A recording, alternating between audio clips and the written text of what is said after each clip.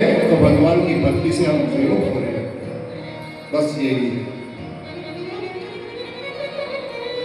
मन कैसे जुड़े भगवान से?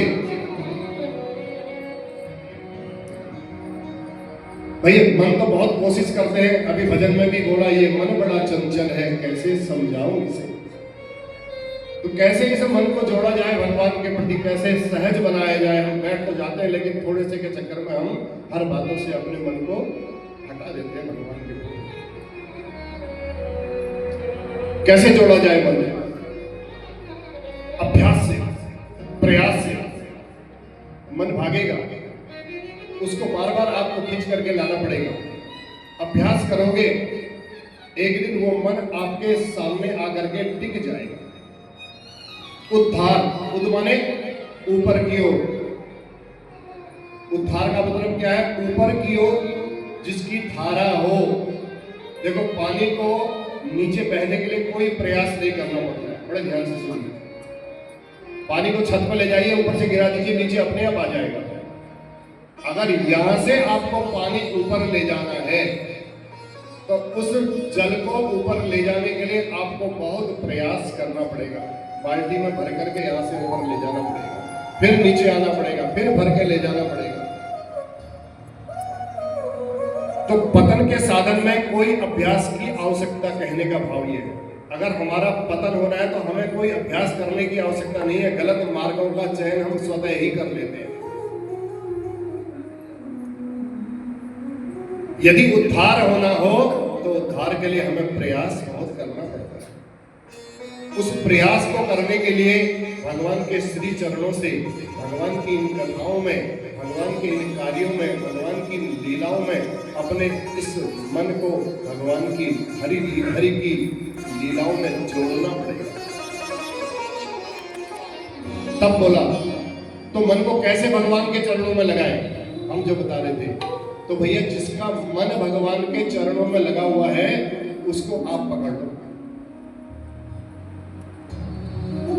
बिजली में करंट है ना, ये बिजली का तार है। अगर इसको मैंने पकड़ लिया तो मुझे जितना करंट लग रहा है, अगर किसी ने मुझे बचाने के लिए उसको मुझे भी पकड़ा तो उसको भी उतना ही करंट लगेगा।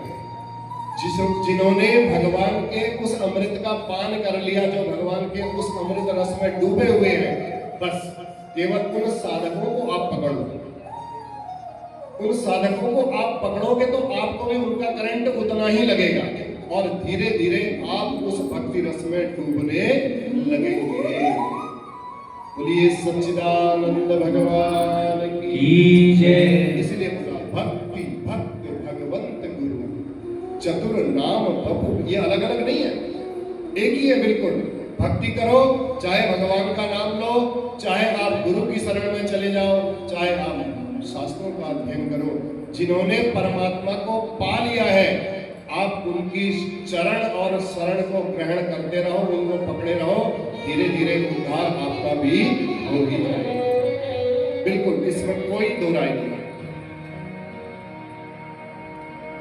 गुरु साक्षात परब्रह्म। परब्रह्म क्यों बोलते हैं गुरु?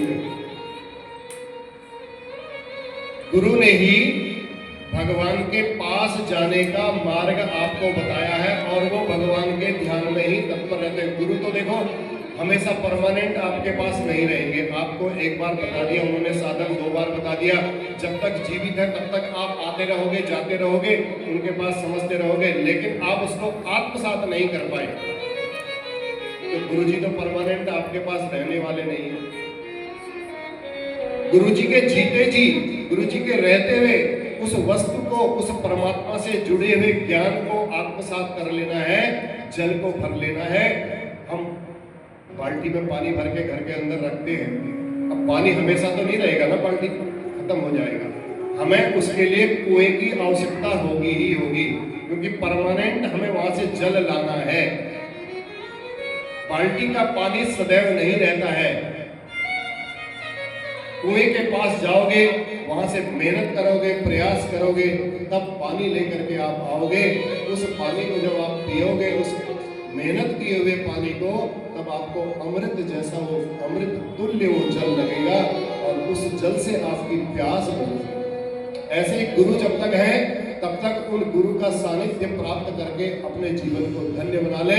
अगर गुरु इस संसार में आए हैं तो संसार में जो आया है तो उसको तो जाना है, एक न एक दिन उनको भी साथ छोड़ना है। तो इसलिए गुरु के बताए हुए जो मार्ग है उन मार्गों का आप ऐसे ही अनुसरण करते रहोगे, चरण शरण ग्रहण करते रहोगे, तो परमात्मा की कृपा से आप कभी अछूते नहीं रहेंगे।